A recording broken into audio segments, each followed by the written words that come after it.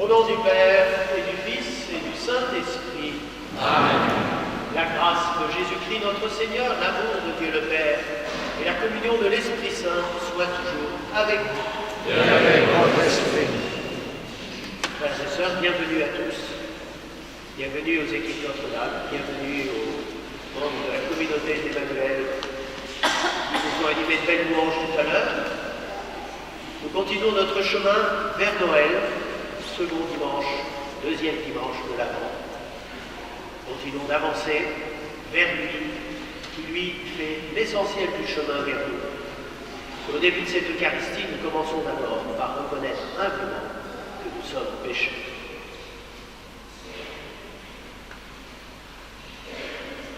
Je confesse à Dieu Tout-Puissant, je reconnais devant mes frères que j'ai péché en pensée, en parole, par action et par omission. Oui, j'ai vraiment péché. C'est pourquoi je supplie la Vierge Marie, les anges et tous les saints, et vous aussi, les frères, de prier pour moi, le Seigneur notre Dieu. Que Dieu Tout-Puissant nous fasse miséricorde, qu'il nous pardonne nos péchés et nous conduise à la vie éternelle. Amen. Frères et sœurs, nous voici réconciliés. Avant de chanter le Kyrie, nous allons vous accueillir les uns les autres. Allez vers quelqu'un que vous n'avez pas l'habitude de rencontrer souvent, et puis échangez vos prénoms, donnez-vous des petites intentions de prière.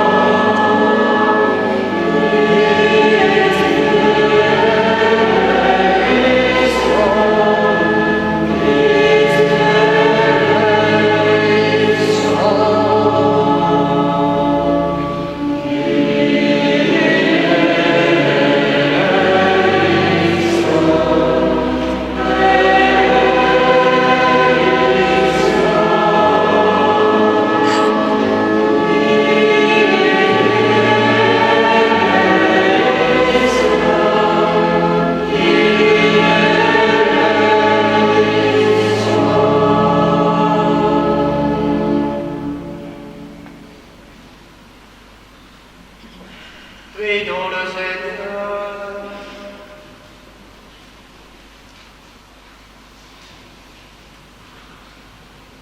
Seigneur tout-puissant et miséricordieux, ne laisse pas le souci de nos tâches présentes entraver notre marche à la rencontre de ton Fils.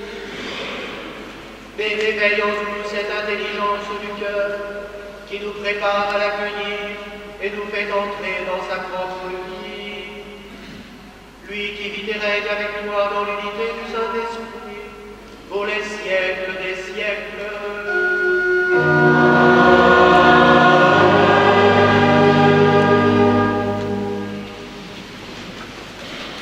Tous les jeunes enfants sont invités à retrouver Jean et Jeanne autour d'un éveil à la foi et d'un commentaire de la lecture de la parole de Dieu, adaptée à eux.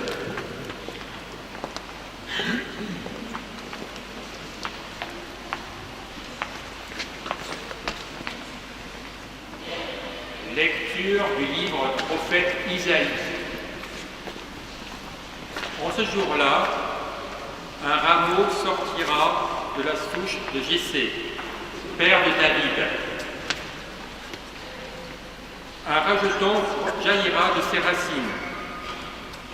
Sur lui reposera l'esprit du Seigneur, esprit de sagesse et de discernement, esprit de conseil et de force, esprit de connaissance et de crainte du Seigneur, qui lui inspirera la crainte du Seigneur. Il ne jugera pas sur l'apparence. Il ne se prononcera pas sur des rumeurs. Il jugera les petits avec justice, avec droiture. Il se prononcera en faveur des humbles du pays. Du bâton de sa parole, il frappera le pays. Du souffle de ses lèvres, il fera mourir le méchant. La justice est la ceinture de ses hanches. La fidélité est la ceinture de ses reins. Le loup habitera avec l'agneau. Le léopard se couchera près du chevreau. Le veau et le lionceau seront nourris ensemble. Un petit garçon les conduira. La vache et l'ours auront même pâture. Leurs petits auront même gîte. Le lion, comme le bœuf, mangera du fourrage. Le nourrisson s'amusera sur le nid du cobra. Sur le trou de la vipère, l'enfant étendra la main. Il n'y aura plus de mal, ni de corruption, sur toute ma montagne sainte. Car la connaissance du Seigneur remplira le pays, comme les eaux recouvrent le fond de la mer. Ce jour-là, la racine de Jessé sera dressée comme un étendard pour les peuples. Les nations la chercheront, et la gloire sera sa demeure. Parole du Seigneur.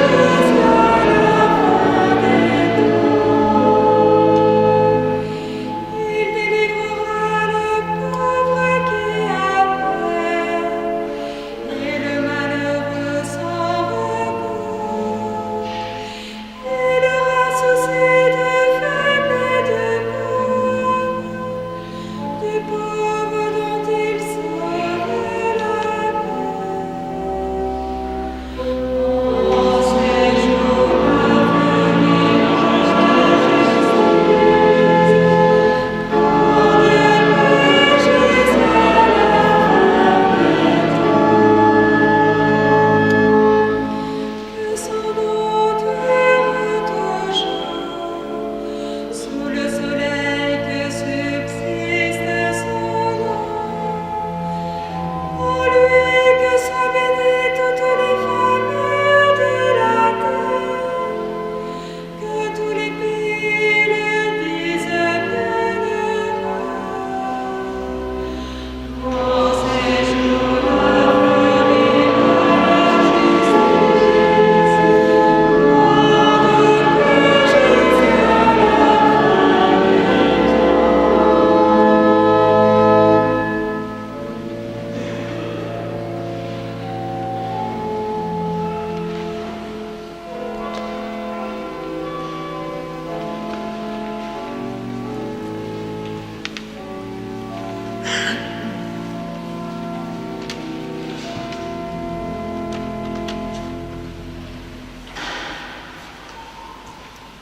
Lecture de la lettre de saint Paul, apôtre aux Romains. Frères, tout ce qui a été écrit à l'avance dans les livres saints l'a été pour nous instruire, afin que, grâce à la persévérance et au réconfort des Écritures, nous ayons l'espérance. Que le Dieu de la persévérance et du réconfort vous donne d'être d'accord les uns avec les autres, selon le Christ Jésus. Ainsi, d'un même cœur, d'une seule voix, vous rendez gloire à Dieu, le Père de notre Seigneur Jésus-Christ. Accueillez-vous donc les uns les autres, comme le Christ vous a accueillis pour la gloire de Dieu. Car je vous le déclare, le Christ s'est fait le serviteur des Juifs en raison de la fidélité de Dieu, pour réaliser les promesses faites à nos pères. Quant aux nations, c'est en raison de sa miséricorde qu'elles rendent gloire à Dieu. Comme le dit l'Écriture, c'est pourquoi je proclamerai ta louange parmi les nations, je chanterai ton nom. Parole du Seigneur.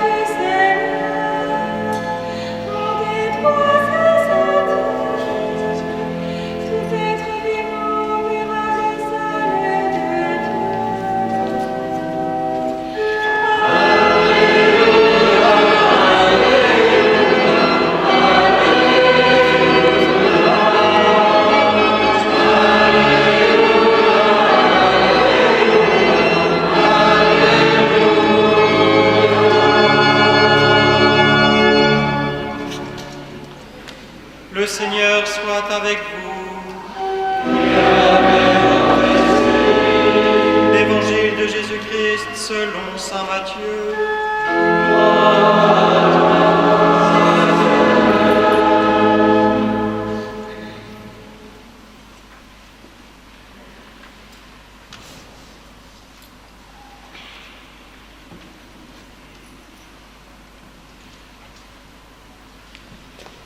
En ces jours-là, paraît Jean le Baptiste, qui proclame dans le désert de Judée : « Convertissez-vous, car le royaume des cieux est tout proche. » Jean est celui que désignait la parole prononcée par le prophète Isaïe. « Voix de celui qui crie dans le désert : préparez le chemin du Seigneur, rendez droit ses sentiers. » Lui, Jean, portait un vêtement de poil de chameau et une ceinture de cuir autour des reins. Il avait pour nourriture des sauterelles et du miel sauvage. Alors Jérusalem, toute la Judée et toute la région du Jourdain se rendaient auprès de lui, et ils étaient baptisés par lui dans le Jourdain en reconnaissant leurs péchés. Voyant beaucoup de pharisiens et de sadducéens se présenter à son baptême, il leur dit : « Engeance de vipères, qui vous a appris à fuir la colère qui vient ? Produisez donc un fruit digne de la conversion. N'allez pas dire en vous-même : nous avons Abraham pour père. Car, je vous le dis, des pierres que voici, Dieu peut faire surgir des enfants à Abraham. Déjà la cognée se trouve à la racine des arbres. Tout arbre qui ne produit pas de bons fruits va être coupé et jeté au feu. Moi, je vous baptise dans l'eau en vue de la conversion. Mais celui qui vient derrière moi est plus fort que moi, et je ne suis pas digne de lui retirer ses sandales. Lui vous baptisera dans l'Esprit Saint et le feu. Il tient dans sa main la pelle à vanner. Il va nettoyer son aire, abattre le blé, et il amassera son grain dans le grenier. Quant à la paille, il la brûlera au feu qui ne s'éteint pas. Acclamons la parole de Dieu.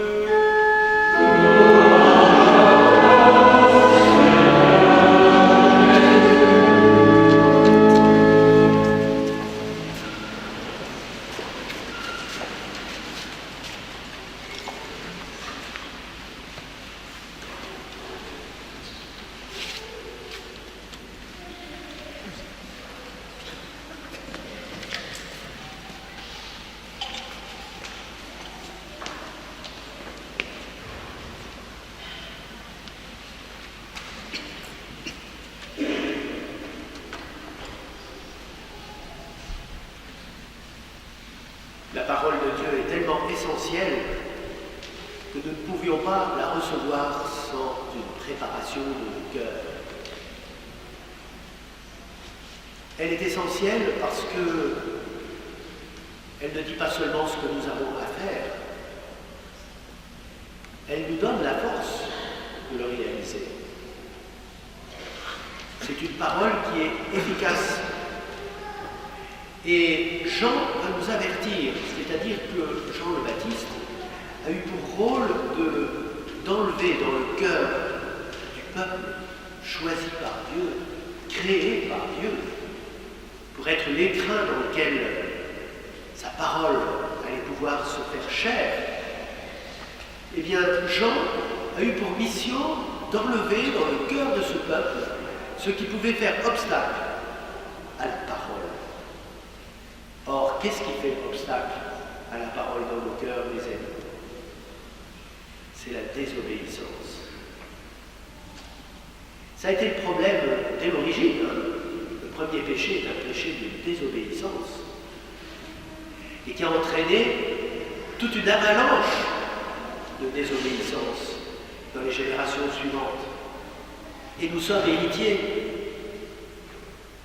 de cette humanité qui n'a pas écouté la parole de Dieu, qui ne l'a pas mise en pratique. Donc, rôle de Jean-Baptiste, avertir ce peuple, le mettre en garde, lui dire, mais attention, renoncez à votre péché, revenez à la parole qui avait déjà été donnée sur la montagne de Sinaï et qui avait été tellement interprétée et réinterprétée. Ça avait donné toute cette loi de la première alliance, ces multiples préceptes pour mettre en pratique la parole. Et Jean avertit, il prépare le peuple, préparez le chemin du Seigneur, rendez droit ses sentiers, rendez droit les sentiers de la parole dans votre cœur, qu'elle puisse vous rejoindre au plus profond de vous-même. Et puis, une excellente nouvelle, c'est que cette parole, ce n'est pas seulement des paroles.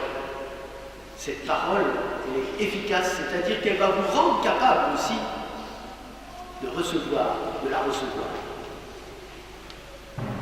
Parce que cette parole va venir au milieu de nous, justement pour effacer elle-même l'obstacle qui est le péché. Parce que nous ne pouvions pas nous sauver par nous-mêmes. Alors, que voit-on dans l'Évangile? Que voit-on dans le prophète Isaïe? Isaïe entrevoit, il voit à l'avance cette parole. Et qu'est-ce qu'il voit d'abord? Alors, il voit sortir de la souche de Jessé un rameau, un rejeton. Et ce rejeton, il a cette particularité, c'est que sur lui reposent les 7 esprits de Dieu. C'est ce que nous invoquons lorsque nous sommes confirmés. On redit ce passage d'Isaïe, c'est le début du chapitre 11 d'Isaïe. L'esprit de sagesse et de discernement, de conseil et de force, de connaissance, de crainte du Seigneur. Et c'est redoublé, ce dernier aspect. En fait, ça se traduit la piété, qui lui inspirera la crainte du Seigneur, qui lui inspirera l'esprit de piété. Et qu'est-ce que nous dit la suite du texte? Il nous dit que dans sa première venue, il n'accomplira pas encore le jugement, mais il dira la parole, pour que par nous-mêmes, nous comprenions ce que nous avons à redresser en nous, puisqu'il vient pour nous en donner la force. sa mort sur la croix et sa résurrection, nous communique la force dont nous avons besoin, parce que nous ne pouvons pas le faire par nous-mêmes, dont nous avons besoin pour renoncer au péché et mettre notre vie en harmonie avec la parole de Dieu, c'est-à-dire avec les commandements de Dieu. Mettre notre vie en harmonie avec le secours de la parole qui a donné sa vie sur la croix. C'est merveilleux parce que, en fait, le Seigneur non seulement nous a créés, mais il nous recrée dans la rédemption. Il restaure en nous ce qui a été blessé depuis l'origine. Il restaure vraiment notre nature humaine. Il restaure l'image divine qui est dans nos cœurs. Par contre, frères et sœurs, soyons sur nos gardes. Car si nous ne faisons pas au cours de cette vie l'effort de mettre en œuvre la parole de notre vie, elle deviendra notre jugement à la fin de notre vie. Il jugera les petits avec justice, avec droiture, il prononcera en faveur des humbles du pays. Et surtout la suite, du bâton de sa parole, il frappera le pays. Du bâton de sa parole, c'est-à-dire que nous serons jugés par la parole elle-même que nous n'avons pas mise en pratique. Du souffle de ses lèvres, il fera mourir le méchant. Et vous voyez, si on s'obstine jusqu'à la fin, effectivement, cette parole, le souffle de ses lèvres, va nous brûler. Alors soyons sur nos gardes. En cette vie, suivre le Seigneur, faire nos efforts pour suivre sa parole, va produire en nous la paix et la joie. Et nous fera avancer, malgré les obstacles de la vie, avec un bonheur profond au fond du cœur, celui de savoir que nous sommes à la suite du Christ, que nous sommes sur le chemin de la vie. Et si nous n'écoutons pas la parole, si nous refusons de la mettre en pratique, si nous préférons notre égoïsme, nos caprices, notre volonté propre, alors nous mettons notre vie en danger. Celui qui perd sa vie la sauve, celui qui veut la garder pour lui la perd. C'est une parole que Jésus a dite quelques jours avant sa mort. Vous savez, quand la voix du ciel est venue dire « Je vais glorifier, je le glorifierai encore », il nous avertit, il nous dit « Faites attention. Faites attention. » Alors finalement, ce temps de l'Avent, c'est un temps qui nous est donné pour nous réveiller. C'est un temps de vigilance. Cette vigilance, c'est ça, c'est pour nous réveiller à l'écoute de la parole, pour nous réveiller, pour que nous mettions cette parole en œuvre, et surtout pour que nous la mettions en œuvre ensemble, les uns avec les autres. Vous voyez dans la lettre aux Romains, accueillez-vous donc les uns les autres, comme le Christ vous a accueillis pour la gloire de Dieu. Qu'est-ce que nous recommande Paul? Il nous recommande de nous aimer les uns les autres, c'est-à-dire de mettre en œuvre cette parole les uns avec les autres. Et certainement, une des choses les plus difficiles, c'est de vivre le pardon les uns avec les autres. Et pourtant, je dirais que c'est ce qui fait aller le don jusqu'au bout. Le pardon conduit le don de nous-mêmes dans l'amour à son terme, à sa perfection. Puisse le Seigneur nous aider, nous soutenir dans ce chemin, nous donner la force d'aller jusqu'au bout du don de nous-mêmes, jusqu'au bout de notre fidélité à la parole, pour que nous connaissions la joie de nous retrouver tous un jour dans la maison du Père, pour le glorifier éternellement et pour goûter éternellement à sa joie.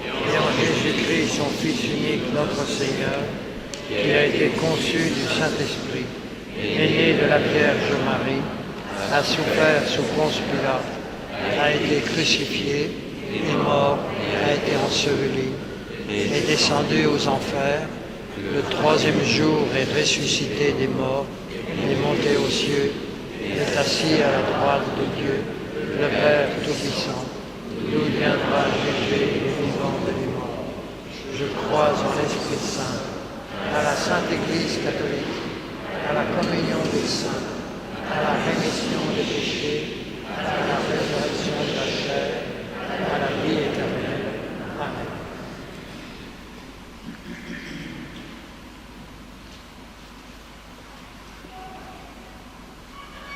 En ces jours qui nous rapprochent de Noël, confions nos demandes à Dieu notre Père, qu'elles s'élargissent aux dimensions de la terre.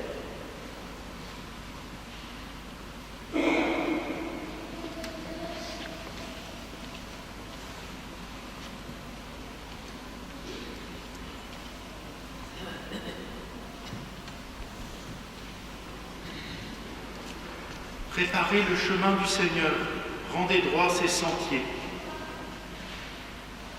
Que l'Église puisse sans cesse dans ta parole pour proclamer en tout temps la promesse du salut. Qu'elle puisse accompagner les hommes dans toute leur diversité sur le chemin de la conversion. Seigneur, écoute notre prière.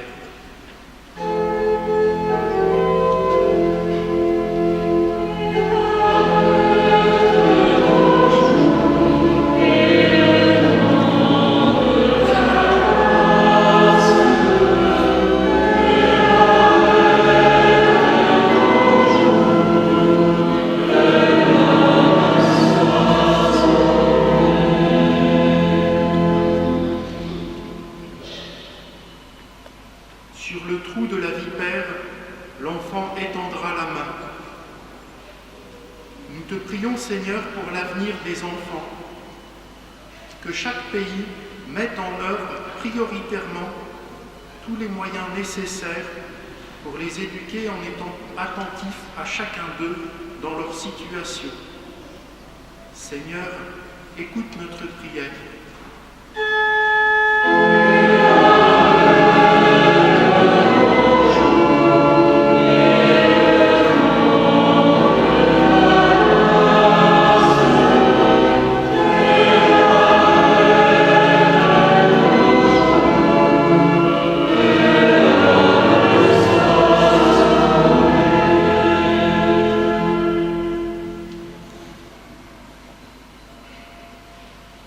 Convertissez-vous, car le royaume des cieux est tout proche. Que notre communauté recherche par la prière, dans l'adoration, les forces vives pour mettre chaque jour le Seigneur au cœur de nos vies et pour devenir témoins de l'amour du Christ. Seigneur, écoute notre prière.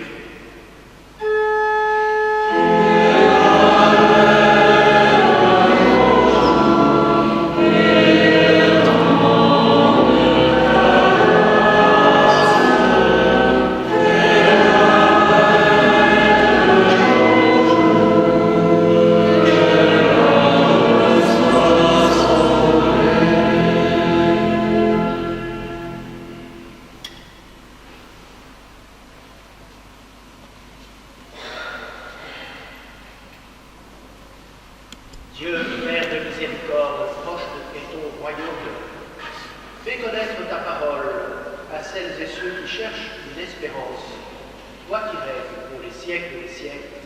Amen.